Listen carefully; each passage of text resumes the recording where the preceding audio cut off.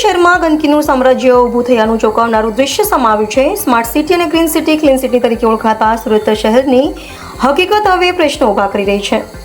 સ્વચ્છતા બાબતે મળેલા એવોર્ડ પર પણ હવે સવાલ ઉઠવા લાગ્યા છે. શહેરના રુદરપુર વિસ્તારમાં વર્ષોથી કચરાના ઢગલાઓ વચ્ચે સ્થાનિક લોકો રહેવા મજબૂર બન્યા છે. વિસ્તારમાં ફેલાયેલી ગંદકી અને અસહ્ય દુર્ગંધના કારણે સ્થાનિકોમાં રોષ જોવા મળી રહ્યો છે. સ્થાનિક લોકો દ્વારા વારંવાર રજૂઆતો કરવામાં આવી હોવા છતાં સ્થિતિમાં કોઈ સુધારો થયો નથી.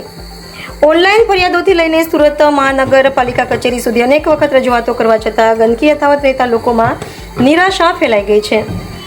સ્થાનિકોએ હવે સુરત મહાનગરપાલિકાના નવા કમિશનર દ્વારા સ્થળ મુલાકાત કરવાની માંગ ઉઠાવી છે. વિસ્તારમાં વસવાટ કરતા હજારો લોકોના આરોગ્ય સાથે ચેડા કરવામાં આવી રહ્યા હોવાના ગંભીર આક્ષેપો પણ કરવામાં આવ્યા છે. આ સમગ્ર મામલે ડોર ટુ ડોર કચરા ઉઠાવવાની ગાડીની કામગીરી સામે પણ સવાલો ઊભા થયા છે. હાલ સ્થાનિકોની માંગ છે કે તાત્કાલિક સફાઈ કામગીરી હાથ ધરવામાં આવે અને લાંબા ગાળાનો ઉકેલ લાવવામાં આવે.